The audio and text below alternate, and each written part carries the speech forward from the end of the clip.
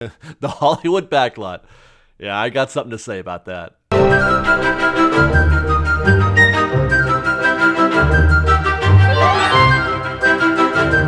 When we talk about why we love Disneyland, we are often left searching for just the right words. I believe the reason why we can't find the right words sometimes is because Disney does such a good job of setting the scene for us where we believe where we are and forget where we were.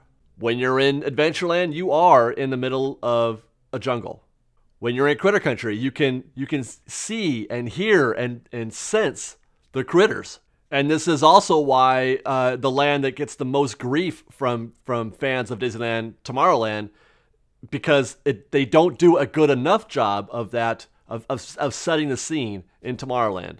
I've said many times in trip reports and on AMAs and other things that I would prefer a pile of dirt and rubble over what we have today at the Hollywood Backlot in DCA. And it's not because I don't like the attractions that are there. It's not because I don't like the Mad Tea Party. I think it's a great party. It's a fine party. It's quite mad, actually. And it's not because I don't like Mike and Sully to the Rescue. It's one of my favorite dark rides, actually, in the entire park.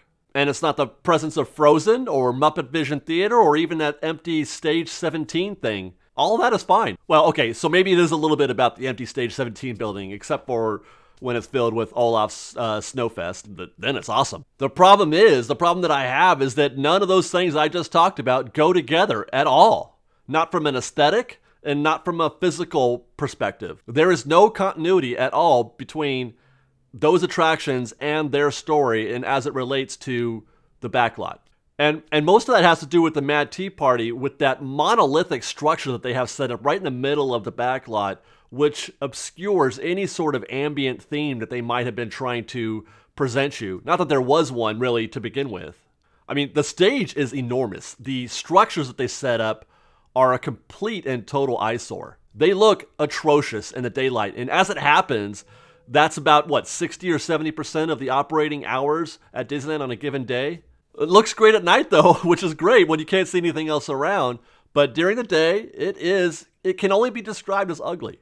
But while we're talking about it, at night, that's the only thing that looks good is the actual show that's going on. But don't forget, there are still attractions operating. Imagine you're a family and you want to go ride Monsters, Inc. You've got to run that gauntlet. You've got to run that gauntlet to go see Monsters, Inc. Does that make any sense at all? While we're on the topic, let's talk about Mike and Sully to the Rescue. The facade.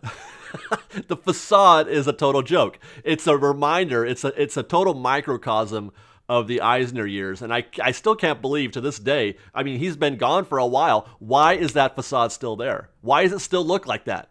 Actually, the combination of Mad Tea Party and Mike and Sully's To the Rescue illustrates my point when you compare this land to just about any other land at Disneyland. All the mental distractions have made Monsters, Inc. more about the actual ride than it is about the overall experience that you're meant to have as a guest at Disneyland, or DCA for that matter. It's really, you know what, it's funny. It's the kind of thing that Universal would do. It's the kind of thing that people would scorn Universal for not being like Disneyland. It's a Universal attraction. Now, some have countered my distaste for the Hollywood Backlot by stating that that's the whole point of the land. It's supposed to simulate a Hollywood Backlot. It's supposed to look... Hollywood Backlots have fake facades all over the place, just like Monsters, Inc. or the Aladdin Hyperion Theater. It's a fair point, but again, it goes back to the fact that I have no taste for something like that. I have no desire to see a simulated Hollywood Backlot. And there is a fair amount of support in other parks throughout the world that suggests that a lot of people share my thoughts. They're not going to these lands. Hollywood Studios at Walt Disney World is a total joke. Formerly MGM Studios. It's a total joke. It's the worst performing land. It's actually its failure is growing, and really only Star Wars can save it now. And you might argue that Universal Studios is doing pretty well these days, but I would counter that by saying that has nothing to do with the backlot strategy that they're using at those parks, but Harry Potter.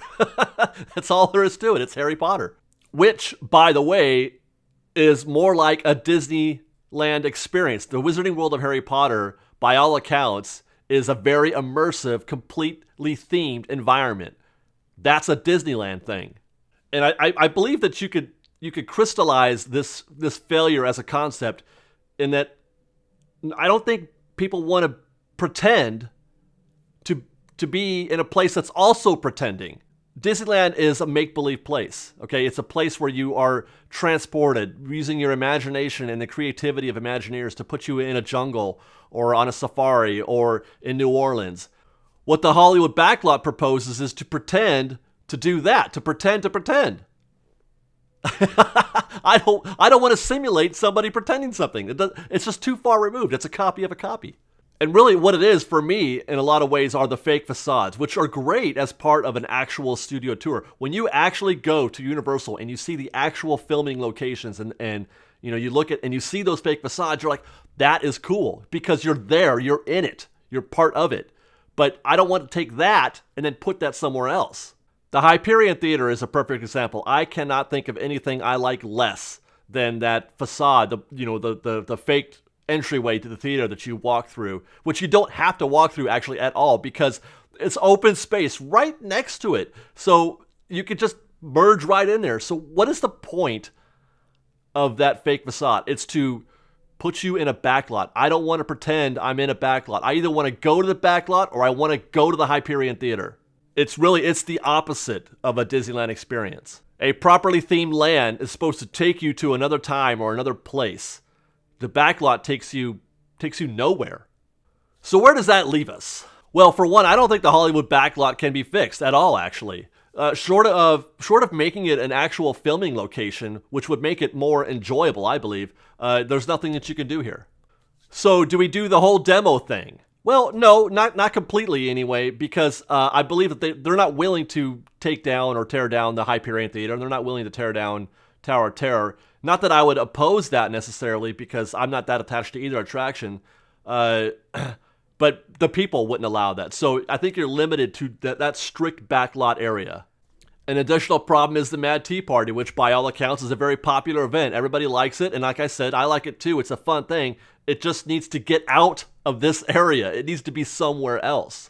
So I propose we leave the animation building, we leave the Hyperion Theater, and we leave the Tower of Terror, and we're going to eliminate everything to the left of that.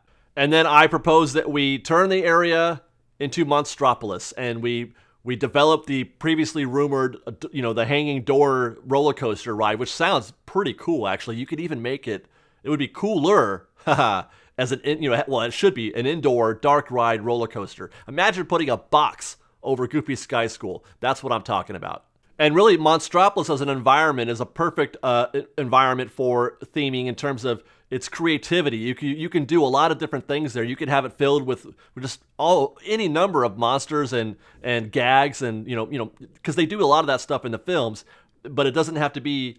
It has the flexibility for innovation, for creativity. Meanwhile, I think you could easily transport the Mad Tea Party over to the other rumored land that they're developing, the Marvel land, where I think it would fit just as well there, really. As a matter of fact, you could re-theme the party to a Marvel-themed party or a Stark Expo kind of thing. It's still going to be a rave, still going to be lots of kids and alcohol, but all the lights and everything will make sense in that environment. All the staging would make sense in that type of themed environment. But really, bottom line for me anyway, is I'm prepared to accept just about anything other than the Hollywood Backlot, including dirt and rubble. What about you, Fresh Baked? Would you trade Mike and Sully to the rescue for a new themed environment at the Hollywood Backlot? Would you trade the Mad Tea Party? Or do you like the Backlot as is? And if so, why? What is it about the Backlot that speaks to you, apart from, let's say, the Mad Tea Party, which you could put anywhere? I want to know if there's something about it. Is it just the attractions, or do you feel somehow home at the Backlot? I'm really curious to know, if there's anybody out there that does. And if not Monstropolis, what other type of environment would you think would be fitting for that space?